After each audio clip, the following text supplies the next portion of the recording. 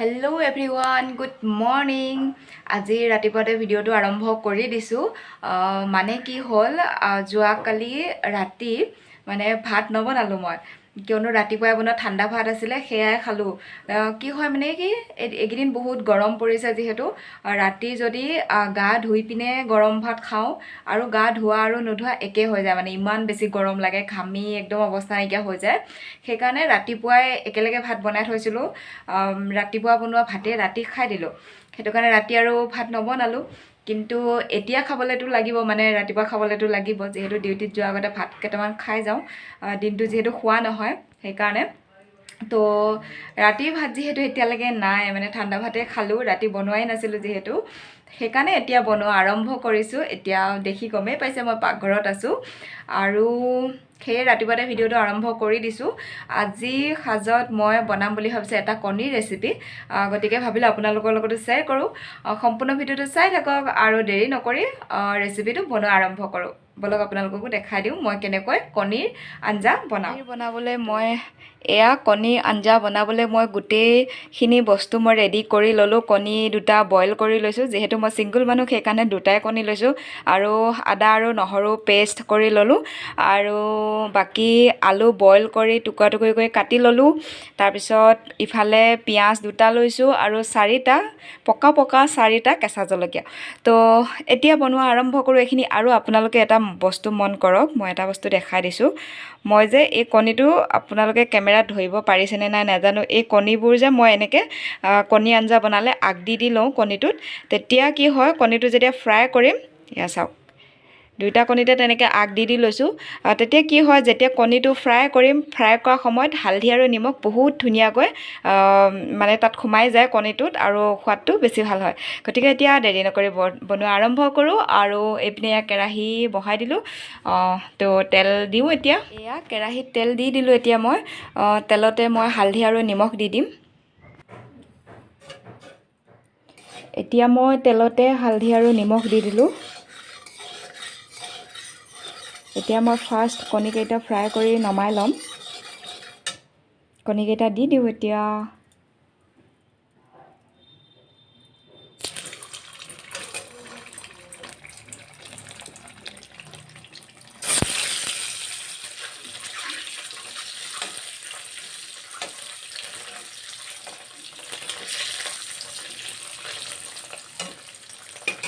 কণী দুটা ফ্ৰাই হৈ গ'ল, নমাই ল'লোঁ। আৰু এতিয়া একেখিনি তেলতে, যিহেতু হালধি নিমখ দিয়াই হৈ আছে, ইয়াতে দিম মই বগা জিৰা কেইটামান, বগা জিৰা দিম। এয়া দি দিলোঁ মই তেলতে বগা জিৰা দি দিলোঁ। বগা জিৰা দিলে খাবলৈ ভাল লাগিব। এবাৰ অনা হালধিটো বহুত কালাৰ আছে, গতিকে একদম তেলখিনি ক'লা যেন হৈ গৈছে, হালধি অকণ বেছি হৈছে সেইকাৰণে। আৰু বগা জিৰা দি দিলোঁ। এতিয়া আদা নহৰু পিচিলোঁ, আদা নহৰুখিনি দি দিম তেলতে। এয়া পিচিলোঁ আদা নহৰুখিনি দি দিলোঁ। আদা নহৰুখিনি তেলত যেতিয়া ভাজি লোৱা হয় অকণমান, বহুত ধুনীয়া গোন্ধও আহে আৰু সোৱাদটোও বহুত ধুনীয়া হয়। তো তেলত অকণমান ভাজি লওঁ, তাৰপিছত এইপিনে বইল কৰি ৰখা আলুখিনি দি দিম। এয়া 4টা পকা কেঁচা জলকীয়া আৰু 2টা পিঁয়াজ কাটি লৈছিলোঁ, সেইখিনি দি দিছোঁ। একেলগে গোটেইখিনি মিক্স কৰি ভাজি ল'ম। তাৰপিছত দিম বইল কৰি লোৱা আলুখিনি। এতিয়া পিঁয়াজ, আদা, নহৰু, কেঁচা জলকীয়া পকা জলকীয়া, বগা জিৰা সকলো মিক্স কৰি অকণমান সময় ভাজি ল'লোঁ। আৰু এতিয়া দিওঁ বইল কৰা আলুখিনি। এয়া আলু দি দিলোঁ। এতিয়া আলুখিনি ভাজি ল'ম অলপ সময়, আৰু বইল কৰা আলু যিহেতু বেছি সময় নাভাজিলেও হ'ব, সোনকালে গৰম পানী দি দিম। এতিয়া আলুখিনি ধুনীয়াকৈ ভাজি আছোঁ, আৰু এইপিনে এয়া গৰম পানী কৰি আছোঁ। আৰু এতিয়া মই আলুৰ লগত মিক্স কৰিম, এয়া মিট মছলা মিক্স কৰিম, আৰু আপোনালোকে তেজপাত আৰু জলকীয়া পাউডাৰো মিক্স কৰিব পাৰিব। যিহেতু মই ৰাতিপুৱা আঞ্জা বনাইছোঁ, জলকীয়া পাউডাৰ মিক্স কৰিবলৈ মোৰ একেবাৰে মন নাই, কাৰণ জলকীয়া পাউডাৰটো পেটৰ কাৰণে খুব বেছি ভাল নহয়। কাৰণ জলকীয়া পাউডাৰটোৱে জ্বলা নকৰে আঞ্জাখন, খালী কালাৰটোহে আনে। গতিকে মই যিহেতু পকা জলকীয়া 4টা দিছোঁ, আৰু একদম পিটিকি দিলোঁ জলকীয়াকেইটা, সেইকাৰণে মোৰ এইকেইটা জলকীয়া জ্বলা হ'ব আঞ্জাখন। গতিকে জলকীয়া গুড়ি এড নকৰোঁ, ৰাতিপুৱা জলকীয়া গুড়ি দিয়া আঞ্জা নাখাওঁ। আপোনালোকে বিচাৰিলে জলকীয়া পাউডাৰ এড কৰিব পাৰিব, কিন্তু এতিয়া মই মিট মছলা এড কৰিম। এতিয়া মিট মছলা এড কৰিলোঁ। এতিয়া মিট মছলা এড কৰি অকণমান লাৰি দিছোঁ। তাৰপিছত গৰম পানী দি দিম আৰু কণী দি দিম। আৰু মিট মছলা এড কৰিলে মিট মছলাই আঞ্জাখনৰ সোৱাদটো বহুত ধুনীয়া আনে, সেইকাৰণে মই মিট মছলা এড কৰিছোঁ। আৰু জলকীয়া গুড়ি এড কৰা নাই। জলকীয়া গুড়িটো এতিয়া মোৰ এইখিনি মিট মছলা দিয়াৰ পিছত ভাজা হৈ গ'ল। এতিয়া মই গৰম পানীখিনি দি দিওঁ।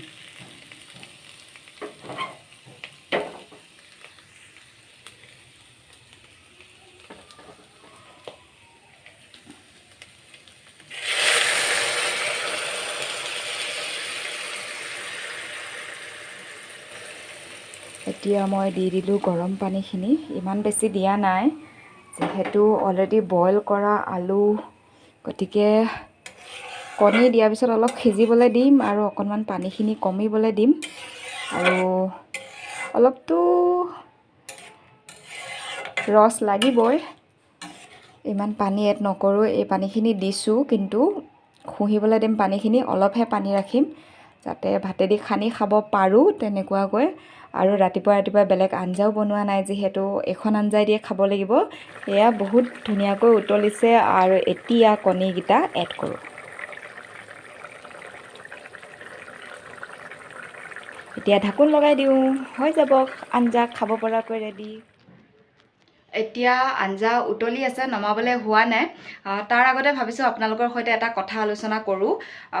এইবাৰতো আমাৰ মৰিগাঁৱত দুবাৰকৈ পানী আহিলে ন, গতিকে বহুত মানুহৰ ক্ষতিসাধন হৈছে। সিমানখিনি ক্ষতিসাধনটো পূৰাব পৰা সম্ভৱ নহয়, কিন্তু বহুতে দেখিছোঁ মানে কি সাহাৰ্য আগবঢ়াই আছে, যোনে যেনেকৈ পাৰে সাহাৰ্য আগবঢ়াই আছে। গতিকে মই এবাৰটো হৈছে, তাৰ আগৰবাৰ মানে কি 2-3 মাহৰ আগতে যেতিয়া পানী আহিছিলে, তেতিয়াই মই মোৰ পিনৰ পৰা কিবা সাহাৰ্য আগবঢ়াম বুলি ভাবিছিলোঁ বানাক্ৰান্তসকলৰ বাবে।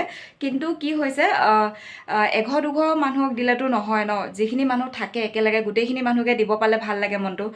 গতিকে মানে গোটেইখিনি মানুহকে দিবলৈ অকলে সিমানখিনি সামৰ্থ্য নাই, সেইকাৰণে দিয়া নহ'ল। ভবামতে ভাবিছিলোঁ যদিও দিয়া নহ'ল।